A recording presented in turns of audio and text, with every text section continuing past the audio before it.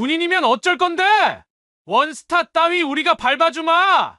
막걸리 세례와 음식 투척, 그리고 주민들의 배신까지 모두가 절망하던 순간 707 특임대 출신 여군 준장은 정의와 용기를 다시 세우며 조폭과 맞섭니다. 재개발 갈등과 인간의 탐욕 속에서 터져나온 통쾌한 응징, 지금 시작됩니다. 서울 변두리 낡은 주택가 청솔마을에는 아직도 30년 전 그 모습 그대로 남아있는 골목들이 구불구불 이어져 있습니다. 좁은 길 양쪽으로 늘어선 단독주택들은 세월의 흔적을 고스란히 간직하고 있었죠. 대문 앞에는 화분들이 옹기종기 모여 있고 빨래줄에는 이불과 옷가지들이 바람에 나부끼며 정겨운 풍경을 만들어내고 있었습니다. 하지만 요즘 들어 이 평화로운 마을에 미묘한 긴장감이 흐르고 있었습니다. 재개발 이야기가 본격적으로 나돌기 시작하면서 주민들 사이에도 복잡한 감정들이 얽혀 있었거든요. 어떤 이들은 낡은 집을 팔고 새로운 곳에서 살고 싶어 했고, 또 어떤 이들은 평생 살아온 터전을 떠나기 싫어했습니다. 어머, 윤 준장님 오셨네요. 토요일 오후 2시경 마을 입구에 검은색 승용차가 조용히 멈춰 서자 골목 어귀에서 빨래를 걷고 있던 김순자 아주머니가 반갑게 손을 흔들었습니다. 차에서 내린 사람은 바로 윤정이었습니다. 57세의 그녀는 현재 육군 준장으로 현역에서 복무 중이었지만 주말이면 어김없이 이곳 고향 마을을 찾아왔습니다. 안녕하세요, 김 아주머니. 오늘도 건강하게 지내고 계시는군요. 윤정이는 단정한 베이지색 블라우스에 검은색 슬랙스를 입은 차림이었지만 어딘지 모르게 군인다운 자세와 걸음걸이가 자연스럽게 몸에 배어 있었습니다. 허리를 곧게 펴고 걷는 모습, 정확하고 간결한 말투, 그리고 주변을 살피는 예리한 눈빛에서 오랜 군 생활의 흔적을 느낄 수 있었죠. 하지만 동네 주민들과 이야기할 때만큼은 따뜻하고 부드러운 미소를 잃지 않았습니다. 준장님, 요즘 우리 동네가 정말 복잡해졌어요. 재개발 업체 사람들이 자주 와서 이것저것 물어보고 다니던데 뭔가 불안하다니까요. 김순자 아주머니의 목소리에는 걱정이 가득했습니다. 윤정이는 고개를 끄덕이며 주변을 천천히 둘러보았습니다. 평소와 달리 마을 곳곳에 낯선 차량들이 눈에 띄었고 정장을 입은 사람들이 집집마다 돌아다니며 무언가를 조사하고 있는 모습이 보였습니다. 혹시 주민회의는 언제 열리나요? 오늘 저녁 7시에 마을회관에서 있어요. 준장님도 참석하시죠? 우리 같은 늙은이들은 이런 복잡한 일을 어떻게 처리해야 할지 모르겠어요. 윤정이는 이 동네에서 태어나고 자랐습니다. 부모님이 돌아가신 후에도 옛집을 그대로 두고 관리해 왔죠. 비록 현역 군인으로 바쁜 일상을 보내고 있지만 고향 마을에 대한 애착만큼은 그 누구보다 깊었습니다. 특히 마을에 어려운 일이 생기면 주민들이 가장 먼저 찾는 사람이 바로 윤정이었습니다. 집으로 향하는 길, 윤정이는 골목 구석구석을 자세히 살펴보았습니다. 어린 시절 뛰어놀던 담벼락, 학교 가는 길에 들렀던 구멍가게, 친구들과 숨바꼭질을 하던 빈터까지 모든 것이 소중한 추억으로 남아 있었습니다. 하지만 동시에 군인으로서 훈련받은 관찰력으로 마을의 변화된 분위기를 놓치지 않았습니다. 저녁이 되자 마을회관에는 평소보다 훨씬 많은 주민들이 모여들었습니다. 재개발 문제 때문에 모두들 불안해하고 있었거든요. 할아버지, 할머니들부터 중년 부부들까지 약 50여 명의 주민들이 작은 회관을 가득 메우고 있었습니다. 정희야, 내가 와줘서 정말 다행이다. 요즘 재개발 업체에서 자꾸 이상한 소리를 하는데 우리 같은 사람들이 뭘 알겠어? 계약서도 복잡하고 보상금 이야기도 자꾸 바뀌고 말이야. 마을 이장인 박종수 할아버지가 깊은 한숨을 내쉬며 말했습니다. 다른 주민들도 고개를 끄덕이며 동조했습니다. 최근 재개발업체 측에서 제시한 조건들이 처음 약속과 달라지고 있다는 것이었습니다. 구체적으로 어떤 부분이 문제인가요? 윤정이가 차분하게 물었습니다.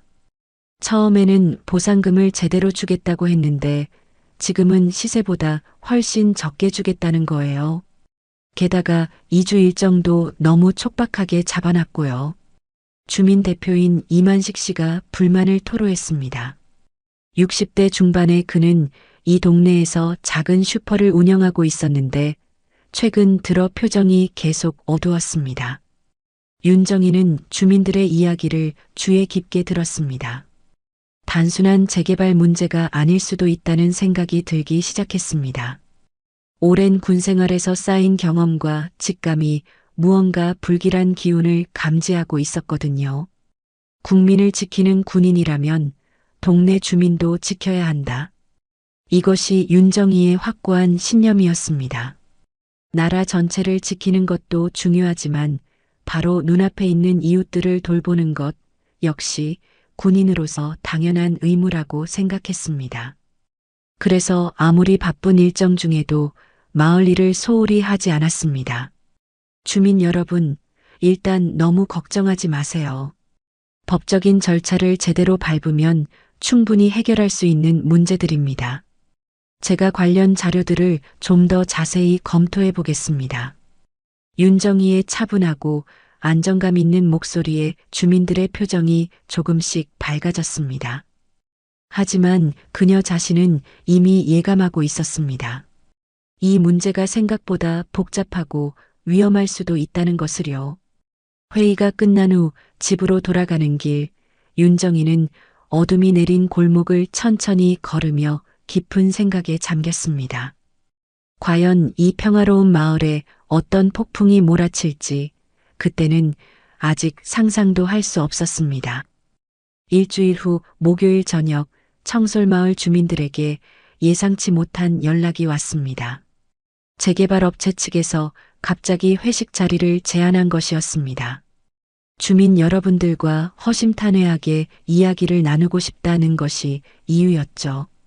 평소 같으면 의심스러워했을 텐데 워낙 복잡한 문제들이 얽혀 있다 보니 주민들도 직접 만나서 이야기해 보자는 쪽으로 마음이 기울었습니다. 정희야, 너도 같이 가줘야겠다.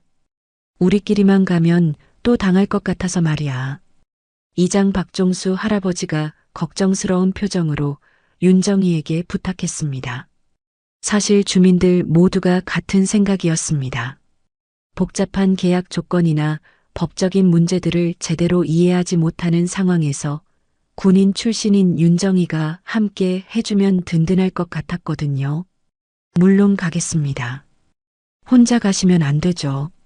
윤정이는 흔쾌히 승낙했지만 마음 한편으로는 불안한 예감이 들었습니다. 상대방이 갑자기 회식을 제안한다는 것 자체가 수상했거든요. 오랜 군 생활에서 터득한 직감이 무언가 함정이 있을 수도 있다고 경고하고 있었습니다. 토요일 오후 윤정이는 특별한 손님을 마을에 데려왔습니다. 바로 박나리 중이었습니다. 29세의 그녀는 윤정이의 부하 장교였지만 거의 제자처럼 아끼는 후배였습니다. 키 165cm의 날씬한 체구, 맑은 눈동자가 인상적인 박나리는 평상복을 입고 있어도 군인다운 단정함이 느껴졌습니다. 사단장님, 정말 이런 자리에 제가 와도 괜찮을까요? 박나리는 약간 긴장한 표정으로 물었습니다. 윤정이가 마을 일을 돕고 있다는 이야기는 들었지만 직접 참여해 본 적은 없었거든요. 괜찮다. 나 혼자 가기엔 뭔가 찜찜한 느낌이 들어서 말이야. 그리고 내가 있으면 주민분들도 더 안심하실 거야. 사실 윤정이에게는 다른 이유도 있었습니다. 만약 상황이 좋지 않게 흘러간다면 혼자보다는 믿을 만한 동료가 있는 것이 낫겠다는 판단이었습니다. 물론 박나리에게는 그런 속내를 드러내지 않았지만요. 저녁 7시 마을 입구의 황소식당에 주민 대표 15명이 모였습니다. 오래된 삼겹살집이었지만 마을 사람들이 자주 이용하는 단골집이었죠. 식당 안은 이미 고기 굽는 냄새와 막걸리 향으로 가득했습니다. 재개발 업체 측에서는 5명이 왔습니다. 정장을 차려입은 중년 남성들이었는데 겉보기에는 평범한 회사원들 같았습니다. 하지만 윤정희의 예리한 눈에는 뭔가 다른 점들이 포착되었습니다. 손목의 문신, 거친 말투, 그리고 주민들을 바라보는 오만한 시선이 일반적인 사업가들과는 달랐거든요. 어르신들, 오늘 이렇게 시간 내주셔서 고맙습니다. 우리도 주민분들과 좋은 관계를 유지하면서 일을 진행하고 싶거든요. 업체 측 대표라고 소개한 최강철이라는 55세 남성이 겉으로는 공손하게 인사했습니다. 하지만 그의 눈빛은 전혀 친근하지 않았습니다. 오히려 주민들을 평가하듯 훑어보는 시선이 불편했죠. 처음 1시간 정도는 평범한 회식 분위기였습니다. 삼겹살을 구워 먹으며 동네 이야기, 재개발 일정 등에 대해 대화가 오갔습니다. 주민들도 처음보다는 긴장이 풀린 듯 보였습니다. 그런데 준장님이라고 하셨죠? 정말 대단하시네요. 여자분이 그런 높은 자리까지 올라가시다니. 최강철이 윤정희를 바라보며 말했는데 그 말투에는 존경보다는 비꼬는 듯한 뉘앙스가 섞여 있었습니다. 윤정희는 조용히 고개만 끄덕였습니다. 박중희 님도 정말 젊고 예쁘시네요. 군대에서는 이런 예쁜 여자들이 뭐라는 거예요? 옆에 앉은 구동만이라는 남자가 박나리를 노골적으로 훑어보며 불쾌한 농담을 던졌습니다. 박나리의 얼굴이 순간 붉어졌지만 참고 있었습니다. 주민분들, 사실 오늘 모신 이유가 따로 있습니다. 술이 몇 잔 돌아간 후 최강철의 목소리 톤이 갑자기 차갑게 변했습니다. 식당 안의 분위기도 순식간에 얼어붙었습니다. 재개발 보상금 문제 말인데 처음 제시한 금액에서 좀 조정이 필요할 것 같습니다. 시장 상황이 안 좋아져서 말이죠. 그게 무슨 말씀이세요? 이미 계약서에 명시된 내용인데. 이만식 주민 대표가 당황하며 항의했습니다. 다른 주민들도 술렁거리기 시작했습니다. 계약서라는 게 절대적인 건 아니죠. 상황에 따라 얼마든지 바뀔 수 있는 거 아닙니까? 최강철의 말투가 점점 협박조로 변해갔습니다. 그 순간 식당 문이 벌컥 열리며 정체불명의 남자들이 우르르 들어왔습니다. 총 7명 정도 되는 건장한 남성들이었는데 모두 검은색 정장을 입고 있었습니다. 회식 중이었구나. 우리도 끼워주면 안 되나? 새로 들어온 남자들의 말투와 행동에서는 일반인과는 다른 위압감이 느껴졌습니다. 주민들은 순간 얼어붙었고 박나리는 본능적으로 긴장했습니다. 보상금이고 뭐고 사실 우리는 돈보다 더 중요한 게 있어요. 최강철이 서서히 본색을 드러내기 시작했습니다. 이 동네를 깨끗하게 비워야 진짜 큰 돈을 벌 수 있거든요. 주민들 보상 같은 건 오히려 방해만 될 뿐이에요. 윤정희는 조용히 상황을 관찰하고 있었습니다. 이제 확실해졌습니다. 이들은 단순한 재개발 업체가 아니라 조폭이었습니다. 그리고 오늘 이 자리는 주민들을 회유하기 위한 것이 아니라 협박하기 위한 자리였던 것이죠. 과연 이 위험한 상황에서 주민들을 어떻게 지켜낼 수 있을까요? 식당 안의 공기가 순식간에 얼어붙었습니다. 새로 들어온 7명의 남자들은 주민들 주변으로 자연스럽게 둘러섰고 이제 황소식당은 완전히 포위된 상황이 되었습니다. 주민들의 얼굴에는 공포가 역력했고 몇몇 할머니들은 이미 손을 떨고 있었습니다. 자, 그럼 이제 진짜 이야기를 해볼까요? 최강철이 비웃음을 띠며 일어섰습니다. 그의 정장 안쪽으로 문신이 보였고 목소리에는 더 이상 가식적인 공손함이 없었습니다. 완전히 본색을 드러낸 조폭의 모습이었죠. 할아버지 할머니들, 요즘 세상이 무서운 거 모르세요? 재개발 현장에서는 사고도 많이 일어나고 공사 중에 다치는 사람들도 있고 말이에요. 구동만이 테이블을 탁 치며 협박했습니다. 그 소리에 김순자 할머니가 깜짝 놀라 컵을 떨어뜨렸고 막걸리가 바닥에 흩어졌습니다. 우리 말 잘 들으면 다치는 사람 없이 깨끗하게 정리할 수 있어요. 하지만 괜히 말썽 부리면 최강철의 시선이 윤정희에게 향했습니다. 특히 군인 출신 아줌마 같은 사람이 나서서 이것저것 간섭하면 일이 복잡해질 수 있거든요. 윤정희는 여전히 차분한 표정으로 앉아 있었지만 내심으로는 상황을 빠르게 분석하고 있었습니다. 출입구 하나 상대방 총 12명, 민간인 15명. 좁은 공간에서 주민들을 보호하며 대응하기에는 매우 불리한 조건이었습니다. 아저씨들 진정하시고 차근차근 이야기해 봅시다. 감정적으로 나갈 이유가. 박나리가 용기를 내어 일어서며 말했지만 조폭들은 폭소를 터뜨렸습니다. 어머, 이 예쁜 군인 아가씨가 나서네. 군복 벗으면 그냥 어린애 아냐? 최강철의 부하 중 하나가 박나리 앞으로 다가갔습니다. 아가씨, 군대에서 뭘 배웠는지는 몰라도 여기서는 소용없어. 우리가 누구인지 알아? 주민분들을 협박하시면 안 됩니다. 이건 명백한 불법행위예요. 박나리가 당당하게 맞섰지만 목소리에는 어쩔 수 없는 긴장감이 묻어 있었습니다. 그녀는 아직 29세의 젊은 장교였고 이런 실전 상황을 겪어본 경험이 많지 않았거든요. 불법행위라고? 하하, 웃기네. 구동만이 냉소를 지으며 막걸리 한 병을 집어들었습니다. 아가씨가 법을 잘 안다면 이것도 불법인지 한번 봐봐. 그리고는 박나리의 머리 위로 막걸리를 그대로 부어버렸습니다. 하얀 막걸리가 그녀의 머리카락과 얼굴, 그리고 깔끔한 블라우스를 적셨습니다.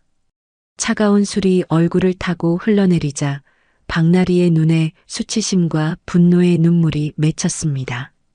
어때? 시원하지? 이게 현실이야, 군인 아가씨.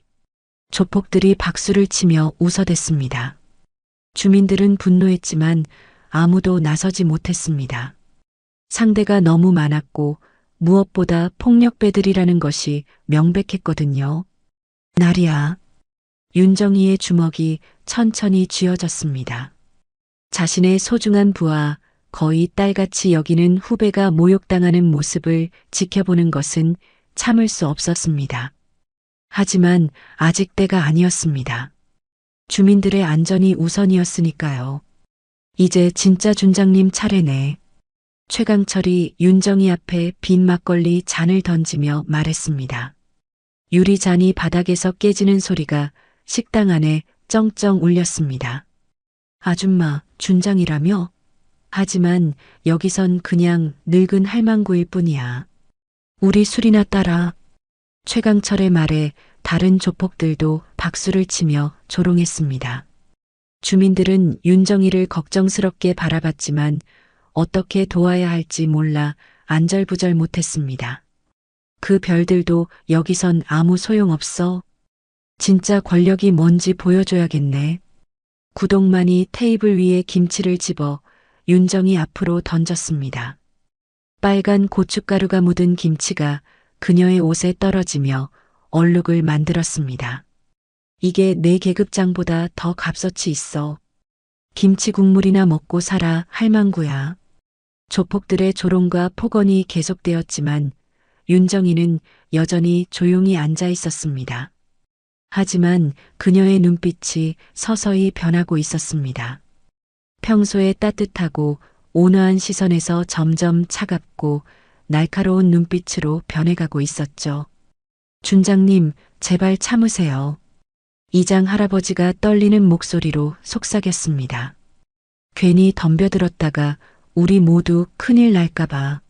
하지만 최강철은 아직 끝나지 않았습니다. 아, 맞다. 이런 것도 준비했지. 그가 손짓하자 부하들이 테이블을 발로 차기 시작했습니다. 제육볶음과 된장찌개가 바닥에 쏟아졌고 밥그릇들이 깨지며 사방으로 흩어졌습니다. 이게 내 놈들 현실이야. 우리 앞에서는 이렇게 바닥에 엎드려야 하는 거라고. 음식들이 윤정이와 박나리 그리고 주민들 앞에 던져지면서 식당 안은 순식간에 엉망이 되었습니다. 고춧가루와 양념 국물이 사방으로 튀었고 할머니들은 울음을 터뜨리기 시작했습니다. 윤정이의 군복에 묻어있던 별 계급장에도 김치 국물이 떨어졌습니다. 그 순간 그녀의 내면 깊숙한 곳에서 무언가가 꿈틀거리기 시작했습니다. 707 특임대에서 단련된 전투 본능, 오랜 세월 동안 숨겨왔던 진짜 모습이 서서히 깨어나고 있었습니다. 조폭들의 만행은 여기서 끝나지 않았습니다. 최강철이 손짓하자 부하들이 일제히 일어섰고 식당 안의 분위기는 완전히 지옥으로 변했습니다. 주민들은 공포에 떨며 구석으로 몰려들었고 몇몇 할머니들은 이미 눈물로 범벅이 되어 있었습니다. 아직 끝난 게 아니야, 할망구들아. 구동만이 테이블을 발로 차면서 남은 음식들을 모두 바닥에 쏟아버렸습니다. 뜨거운 된장찌개가 사방으로 튀면서 몇몇 주민들이 화상을 입을 뻔했습니다. 이장 할아버지는 깜짝 놀라 뒤로 넘어지며 허리를 다쳤고 김순자 할머니는 겁에 질려 가슴을 쥐고 있었습니다. 이게 현실이야. 너희 같은 늙은이들은 우리 말만 들으면 되는 거라고. 최강철의 부하 중 하나가 박나리의 어깨를 거칠게 밀쳤습니다. 아직 막걸리로 흠뻑 젖은 채로 있던 그녀는 비틀거리며 벽에 등을 부딪혔습니다. 무릎에 힘이 빠져 주저앉을 뻔했지만 간신히 버텼습니다. 어때, 군인 아가씨? 이제 현실이 보이지? 너네가 배운 그딴 거 여기서는 아무 소용없어. 조폭들이 다시 폭소를 터뜨렸습니다. 박나리는 수치심과 분노로 온몸이 떨렸지만 주민들 앞에서 무너질 수는 없었습니다. 그녀는 이를 악물고 다시 일어섰습니다. 주민분들에게 사과하세요. 이건 너무 지나친. 아직도 정신 못 차렸네? 구동만이 박나리의 말을 끊으며 이번에는 밥그릇을 그녀의 발 앞에 던졌습니다. 그릇이 깨지면서 파편이 사방으로 튀었고 그중 하나가 박나리의 손등을 스쳐 지나갔습니다. 가는 상처에서 피가 났지만 그녀는 꿈쩍하지 않았습니다. 이제 진짜 준장님께 제대로 인사를 드려야겠네. 최강철이 윤정이 앞으로 다가왔습니다. 그의 눈에는 잔혹한 쾌감이 서려 있었습니다. 아줌마, 정말 준장 맞아? 증명해봐. 여기서 우리를 제압해보든지 말이야. 윤정이는 여전히 조용히 앉아 있었습니다. 하지만 그녀의 두 손이 무릎 위에서 천천히 주먹을 쥐고 있다는 것을 아무도 눈치채지 못했습니다. 그녀의 내면에서는 이미 거대한 폭풍이 일고 있었습니다. 말이 없네. 그럼 우리가 직접 확인해 봐야겠어. 최강철이 손짓하자 조폭 3명이 윤정이를 둘러쌌습니다. 이제 상황은 완전히 통제 불가능한 지경에 이르렀습니다.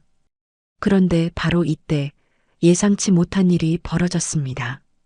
주민 대표였던 이만식이 갑자기 일어나 최강철에게 다가간 것입니다. 강철아, 이쯤 해두면 충분하지 않아? 너무 심하게 하면 나중에 문제가 될 수도 있어. 이만식 씨, 뭐 하는 거예요? 이장 할아버지가 깜짝 놀라며 물었습니다. 하지만 이만식의 대답은 모든 주민들을 경악하게 만들었습니다. 할아버지, 죄송합니다. 사실 저는 처음부터 이분들과 함께 일하고 있었어요. 순간 식당 안이 조용해졌습니다. 주민들은 믿을 수 없다는 표정으로 이만식을 바라봤습니다. 30년 넘게 이 동네에서 함께 살아온 이웃이 그들이 믿고 의지하던 주민 대표가 배신자였던 것입니다. 이만식, 너 정말. 박종수 이장의 목소리가 떨렸습니다. 분노와 배신감, 그리고 깊은 상처가 뒤섞인 복잡한 감정이었습니다. 할아버지, 세상이 바뀌었어요. 우리 같은 사람들이 언제까지 가난하게 살아야 해요? 이분들 말 잘 들으면 우리도 돈을 벌 수 있다고요. 이만식은 이미 완전히 조폭편에 서 있었습니다. 그의 얼굴에는 더 이상 이웃에 대한 미안함도 양심의 가책도 보이지 않았습니다. 윤 준장님, 제발 나서지 마세요. 괜히 설치시다가 마을 사람들이 더 큰 피해를 볼 수 있어요. 이만식의 말에 최강철이 박수를 쳤습니다. 역시 이만식이 똑똑해. 보라고 할망구. 내 동네 사람들조차 우리 편이야. 주민들은 고개를 숙이며 눈물을 삼켰습니다. 믿었던 사람의 배신, 무력한 현실 앞에서 그들은 완전히 무너져 내렸습니다. 평생 정직하게 살아온 사람들이 폭력과 배신 앞에서 속절없이 당하고 있었습니다. 이제 정말 끝장을 봐야겠네. 최강철이 윤정희의 군복깃을 잡으며 말했습니다. 내가 진짜 준장인지 아닌지 오늘 확실하게 알아보자고. 그 순간 윤정희가 처음으로 입을 열었습니다. 목소리는 여전히 차분했지만 그 안에 담긴 냉기는 식당 안의 온도를 떨어뜨릴 정도였습니다. 주민 대표님께서 그렇게 말씀하시니 제가 나설 이유가 없겠네요. 윤정희가 천천히 일어섰습니다. 하지만 조폭들은 그녀가 포기한 것으로 오해했습니다. 그래, 그게 현명한 판단이야. 괜히 영웅놀이 했다가 다치는 건 바보들이나 하는 거지. 하지만 윤정희의 다음 말은 모든 사람들을 긴장시켰습니다. 다만 한 가지만 확실히 해두겠습니다. 지금까지는 주민 대표분의 부탁을 들어 참았습니다. 하지만 그녀의 눈빛이 순간 번뜩였습니다. 더 이상은 참지 않겠습니다. 과연 윤정희가 무엇을 하려는 것일까요? 이 절망적인 상황에서 반전이 일어날 수 있을까요? 윤정희의 말에 식당 안이 순간 조용해졌습니다. 조폭들도 뭔가 분위기가 달라진 것을 느꼈지만 여전히 자신들이 압도적으로 유리한 상황이라고 생각하고 있었습니다. 무엇보다 숫자에서 크게 앞서고 있었고 상대는 57세의 중년 여성과 29세의 젊은 여군 하나뿐이었으니까요. 더 이상 참지 않겠다고? 최강철이 비웃음을 터뜨리며 부하들을 둘러보았습니다. 들었지? 할망구가 우리한테 덤벼들겠다는 거야. 정말 웃기네. 조폭들이 일제히 폭소를 터뜨렸습니다. 하지만 윤정희는 전혀 동요하지 않았습니다. 오히려 더욱 차분한 표정으로 주변을 살펴보기 시작했습니다. 출입구의 위치, 테이블과 의자의 배치, 상대방들의 위치와 움직임 패턴까지 모든 것을 순식간에 분석하고 있었습니다. 나리야, 주민분들을 벽 쪽으로 피하게 해라. 윤정희가 박나리에게 조용히 말했습니다. 여전히 막걸리에 젖어있던 박나리는 깜짝 놀랐지만 사단장의 명령에 즉시 반응했습니다. 할아버지, 할머니들, 저쪽으로 피해 계세요. 박나리가 주민들을 벽 쪽으로 안내하려고 하자 조폭들이 이를 막아섰습니다. 어디 가려고? 우리가 허락했나? 구동만이 박나리의 앞을 가로막으며 어깨를 거칠게 밀었습니다. 하지만 이번에는 박나리도 가만히 있지 않았습니다. 비켜주세요. 박나리가 구동만의 손목을 잡고 비틀자 그는 예상치 못한 아픔의 소리를 질렀습니다. 아야, 이년이 감히. 다른 조폭들이 박나리에게 달려들려는 순간 최강철이 윤정희를 향해 다가갔습니다. 할망구, 진짜 우리가 누군지 모르는 것 같네. 좋아, 오늘은 내 목숨을 꺾어주마. 최강철의 말에 다른 조폭들도 흉기를 꺼내 들기 시작했습니다. 식당용 칼, 술병, 그리고 주머니에서 꺼낸 쇠파이프까지 상황은 순식간에 생사의 갈림길로 접어들었습니다. 할아버지들, 무서워하지 마세요. 윤정이가 주민들을 향해 말했습니다. 그 목소리에는 이상할 정도로 평온함이 담겨 있었습니다. 곧 끝날 테니까요. 끝나긴 뭐가 끝나? 내가 끝나는 거지. 최강철이 쇠파이프를 들고 윤정이를 향해 달려들었습니다. 하지만 그 순간 놀라운 일이 벌어졌습니다. 윤정이가 몸을 살짝 비키자 최강철은 허공을 허쳤고 그 틈에 윤정이의 발이 그의 무릎을 정확히 찍었습니다. 우와! 최강철이 무릎을 부여잡으며 바닥에 쓰러졌습니다. 주변에 있던 조폭들이 깜짝 놀랐지만 곧바로 일제히 달려들었습니다. 이 할망구가 하지만 윤정이의 움직임은 마치 바람과 같았습니다. 첫 번째 조폭의 주먹을 피하며 그의 팔꿈치를 정확히 타격했고 두 번째 조폭이 술병을 휘두르자 손목을 잡아 비틀어 무기를 떨어뜨렸습니다. 뭐야 이거. 조폭들이 당황하기 시작했습니다. 57세의 중년 여성이 자신들을 압도하고 있다는 현실을 받아들일 수 없었습니다. 같이 덤벼들어. 구동만의 외침에 남은 조폭들이 모두 윤정이를 향해 달려들었습니다. 하지만 좁은 식당 안에서 오히려 그들의 숫자는 방해만 되었습니다.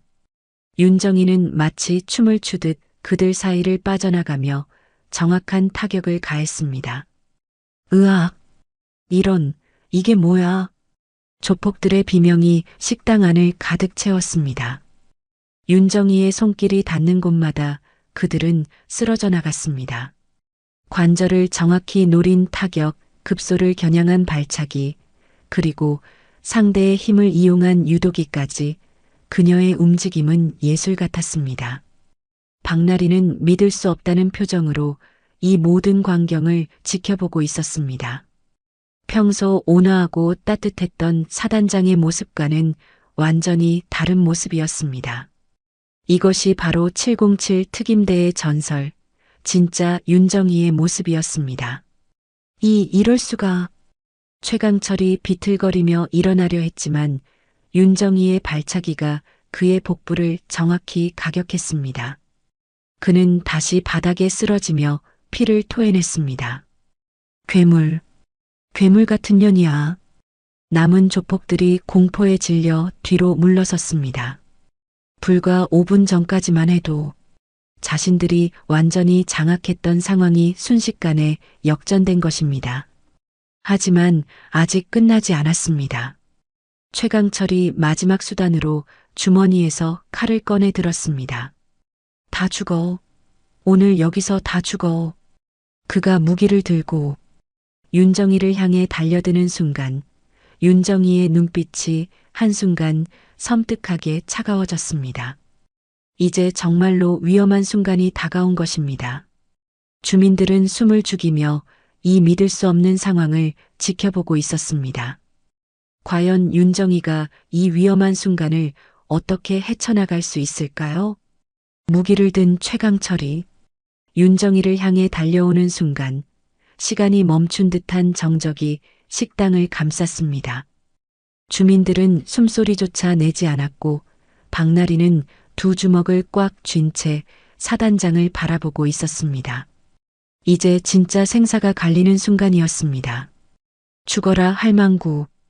최강철의 무기가 윤정이의 가슴을 향해 날아들었습니다. 하지만 윤정이는 한 발짝도 뒤로 물러서지 않았습니다.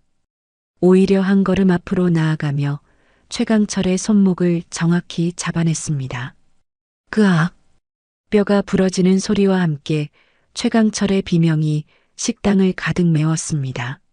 무기가 바닥으로 떨어지며 쇳소리를 냈고 그의 오른손은 이상한 각도로 꺾여 있었습니다. 이제 정신이 좀 드나?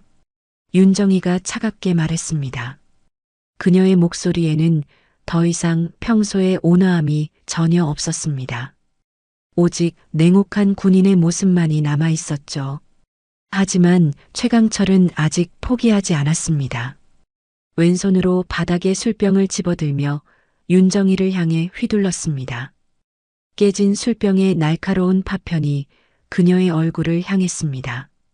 윤정이는 몸을 뒤로 젖히며 공격을 피했고 동시에 발로 최강철의 손목을 차올렸습니다. 술병이 그의 손에서 벗어나 천장을 향해 날아갔다가 바닥에 떨어져 산산조각이 났습니다. 으악! 이런! 최강철이 절망적인 표정을 지었습니다. 이제 그에게 남은 건 맨주먹뿐이었지만 이미 오른손은 사용할 수 없는 상태였습니다. 형님을 도와드려야지. 남은 조폭 3명이 다시 일어나 윤정이를 포위했습니다. 각각 의자와 쇠파이프를 들고 있었습니다. 이번에는 정말로 위험한 상황이었습니다. 사단장님, 박나리가 걱정스런 목소리로 외쳤습니다. 하지만 윤정이는 여전히 침착했습니다. 오히려 입가에 차가운 미소가 번졌습니다. 3명이라 적당하네. 그 말과 동시에 윤정이가 움직였습니다. 첫 번째 조폭이 의자를 휘두르자 그녀는 몸을 낮추며 그의 다리를 걸었습니다. 조폭이 넘어지면서 의자는 엉뚱한 방향으로 날아갔고 두 번째 조폭의 머리를 정통으로 맞췄습니다. 으악! 2명이 동시에 바닥에 쓰러졌습니다. 남은 1명이 윤정이의 등 뒤로 다가왔지만 그녀는 이미 그의 움직임을 예상하고 있었습니다. 뒤돌아보지도 않고 뒤꿈치로 그의 정강이를 찾아 조폭이 아픔에 비틀거렸습니다. 그 틈에 윤정이가 몸을 돌려 그의 손목을 잡고 비틀었습니다. 아야야야. 조폭은 손목의 통증에 무릎을 꿇었습니다. 이제 식당 안에는 윤정이만이 홀로 서 있었습니다. 12명의 조폭들은 모두 바닥에 쓰러져 신음하고 있었고 최강철은 부러진 손목을 부여잡으며 공포에 질린 눈으로 그녀를 바라보고 있었습니다. 괴물이야. 내가 정말 57살이야? 최강철의 목소리가 떨렸습니다. 그는 수십 년 동안 이런 일을 해왔지만 이런 경험은 처음이었습니다. 윤정이가 천천히 그에게 다가갔습니다. 각 걸음마다 최강철의 몸이 더욱 움츠러들었습니다. 이제야 정신이 드는군. 윤정이가 최강철의 앞에 서서 내려다보았습니다. 내가 방금 전까지 모독한 건 한 사람의 중년 여성이 아니야. 그녀의 목소리가 점점 더 차가워졌습니다. 내가 모독한 건 바로 대한민국의 군대고 이 나라의 국민을 지키는 모든 군인들이야. 최강철이 벌벌 떨기 시작했습니다. 이제서야 자신이 상대한 사람이 누구인지 깨닫기 시작한 것입니다. 미안해요. 제가 잘못했어요. 미안하다고? 윤정이의 눈빛이 더욱 차갑게 변했습니다. 방금까지 주민들을 협박하고 모욕할 때는 언제고 이제 와서 미안하다고? 주민들은 이 모든 광경을 믿을 수 없다는 표정으로 지켜보고 있었습니다. 평소 온화하고 따뜻했던 윤정이의 모습과는 완전히 다른 모습이었습니다. 하지만 동시에 이상하게 안심이 되었습니다. 자신들을 진심으로 지켜주는 사람이 있다는 것을 확실히 느낄 수 있었거든요. 707 특임대에서 배운 게 바로 이거야. 윤정이가 최강철의 목덜미를 잡으며 말했습니다. 악한 자들로부터 선량한 사람들을 지키는 것. 그것이 바로 군인의 사명이지. 박나리는 입을 다물지 못하고 있었습니다. 707 특임대라니 그 유명한 특수부대 출신이었다는 말인가요? 그제서야 사단장의 놀라운 실력을 이해할 수 있었습니다. 이제 선택해라. 윤정이가 최강철을 바라보며 말했습니다. 경찰에 자수할 것인가 아니면 내가 직접 처리할 것인가? 최강철의 얼굴이 새하얗게 질렸습니다. 그는 이제 완전히 항복한 상태였습니다. 자수하겠어요. 경찰에 자수하겠어요. 그의 목소리는 완전히 기가 꺾인 상태였습니다. 방금까지의 오만함은 온데간데 없이 사라져버렸습니다. 최강철이 자수하겠다고 말했지만 윤정이는 아직 그를 놓아줄 생각이 없었습니다. 오히려 더욱 차갑게 그를 내려다보며 천천히 입을 열었습니다. 자수한다고? 그걸로 끝이라고 생각하나? 윤정이의 목소리에는 아직도 분노가 가득했습니다. 주민들을 협박하고 모욕했던 일, 박나리에게 막걸리를 부었던 일, 그리고 자신의 계급장을 모독했던 모든 일들이 머릿속에서 빠르게 스쳐 지나갔습니다. 지금 내 놈들이 모욕한 건 한 사람의 여자가 아니라 윤정이가 최강철의 목덜미를 더욱 세게 잡았습니다. 대한민국 군대 전체야. 최강철이 숨이 막혀 헐떡거리기 시작했습니다.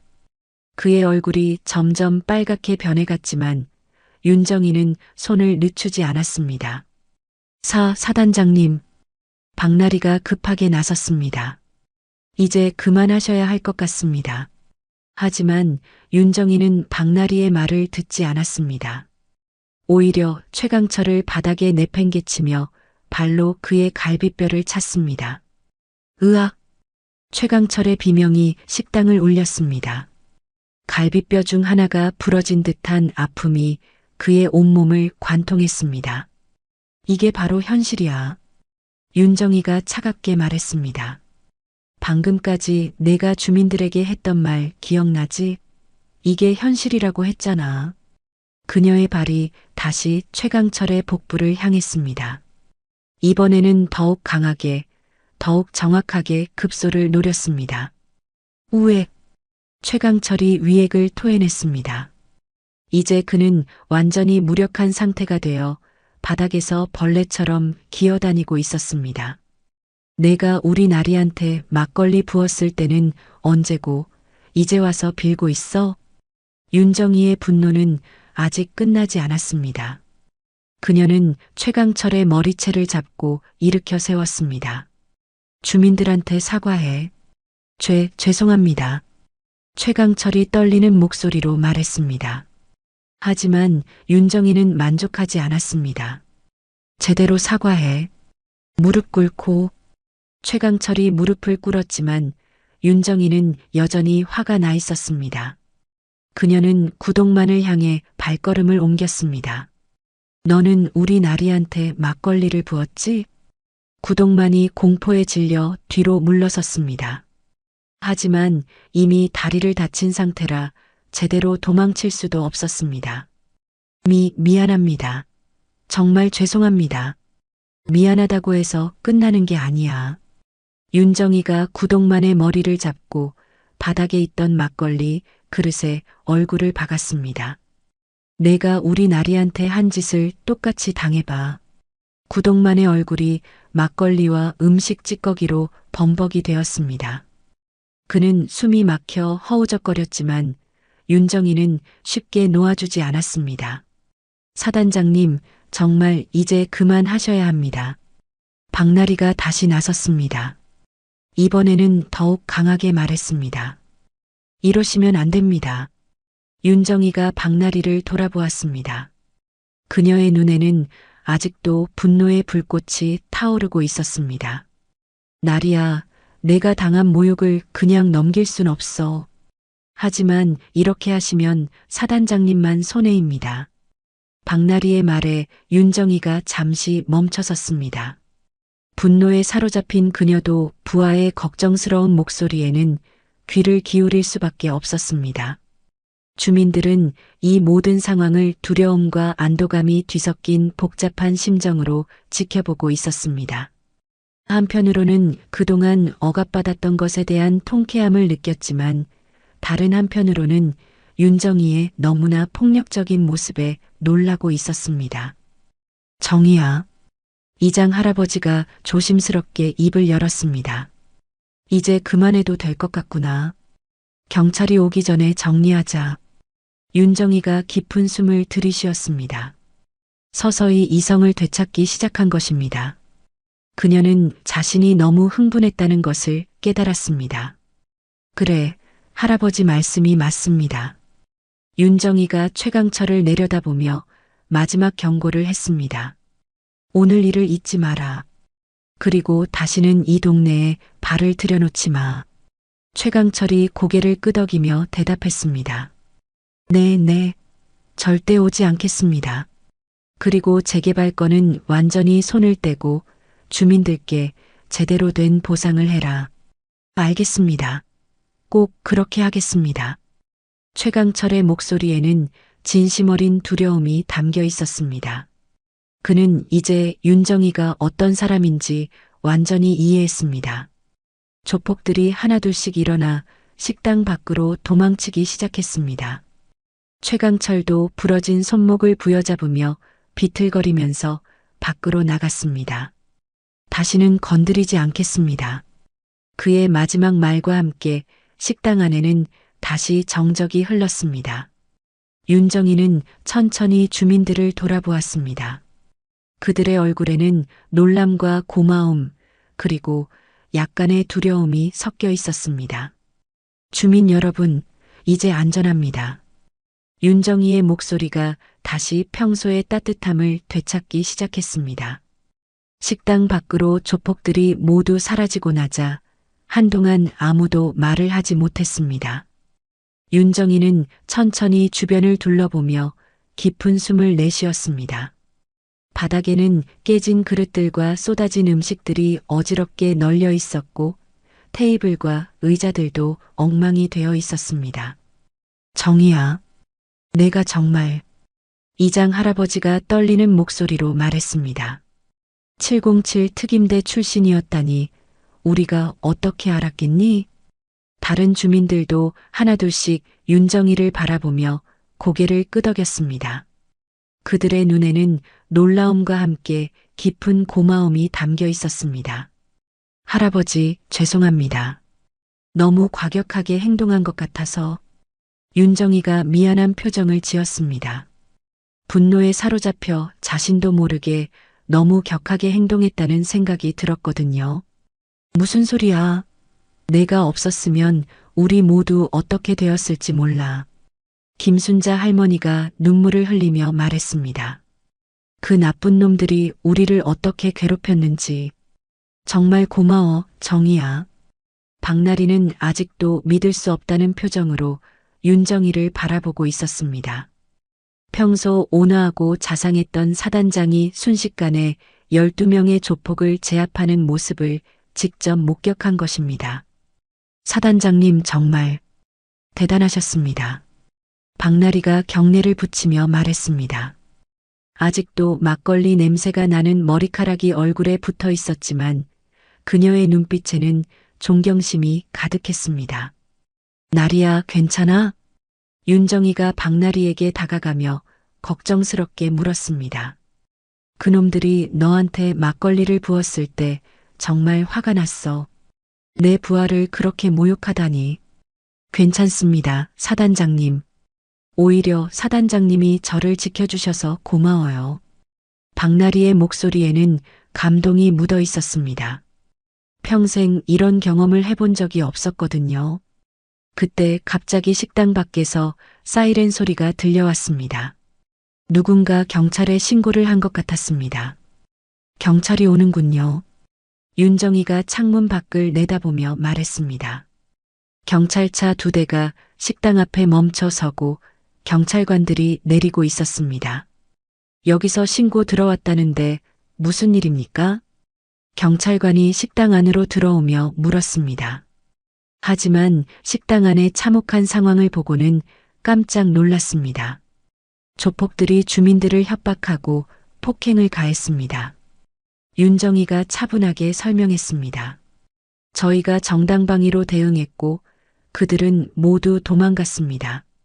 경찰관들이 상황을 파악하며 주민들에게 사정을 들어보았습니다. 주민들은 조폭들이 어떻게 자신들을 협박했는지, 그리고 윤정이가 어떻게 자신들을 구해주었는지 상세하게 설명했습니다. 그런데 혹시 신분증 확인 좀 해도 될까요? 경찰관이 윤정이에게 정중하게 물었습니다. 윤정이는 주머니에서 군 신분증을 꺼내 보여주었습니다. 육군 준장이시군요. 경찰관이 깜짝 놀라며 경례를 했습니다. 죄송합니다.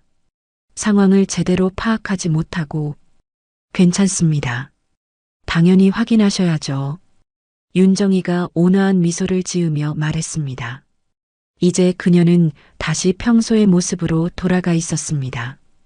경찰 조사가 끝난 후 주민들은 윤정의 주변에 모여들었습니다. 모두들 감사의 마음을 전하고 싶어 했습니다. 정희야, 정말 고마워. 내가 아니었으면 우리 모두 어떻게 되었을지. 박종수 이장이 윤정희의 손을 꽉 잡으며 말했습니다. 다른 주민들도 눈물을 글썽이며 고개를 끄덕였습니다. 할아버지, 이건 당연한 일이에요. 윤정희가 따뜻하게 미소 지으며 말했습니다. 군인은 국민을 지켜야 합니다. 조폭들 앞에서 고개 숙이는 건 절대 용납할 수 없어요. 이만식은 구석에서 작아져 있었습니다. 주민들을 배신했던 자신의 행동이 부끄럽기만 했습니다. 윤정희가 그에게 다가갔습니다. 이만식 씨, 죄송합니다, 준장님. 제가 정말 잘못했습니다. 이만식이 고개를 푹 숙이며 사과했습니다. 돈에 눈이 멀어서 정말 죄송합니다. 다시는 이런 일 없으시겠죠? 윤정희의 목소리는 엄하면서도 따뜻했습니다. 우리는 모두 이웃이니까요. 주민들이 하나둘씩 박수를 치기 시작했습니다. 처음에는 조심스럽게, 그러다가 점점 더 큰 박수가 식당을 가득 메웠습니다. 박나리도 눈물을 흘리며 박수를 쳤습니다. 오늘 여러분께 보여드리고 싶었던 건 이거예요. 윤정희가 주민들을 둘러보며 말했습니다. 돈과 권력이 정의보다 강한 것 같아 보이지만 결국 이기는 건 용기와 신념입니다. 우리 모두가 서로를 지켜주면 어떤 나쁜 사람들도 이길 수 있어요. 주민들의 얼굴에 희망의 빛이 돌아왔습니다. 오늘의 일을 통해 그들은 중요한 깨달음을 얻었습니다.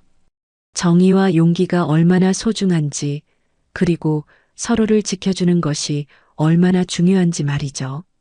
며칠 후 재개발 문제는 주민들에게 유리한 조건으로 해결되었습니다. 조폭들은 완전히 손을 뗐고 정당한 보상이 이루어졌습니다. 청솔마을은 다시 평화를 되찾았고 주민들은 윤정희를 더욱 존경하게 되었습니다.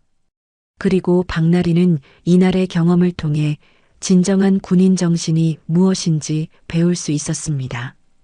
오늘도 함께 해주셔서 감사합니다.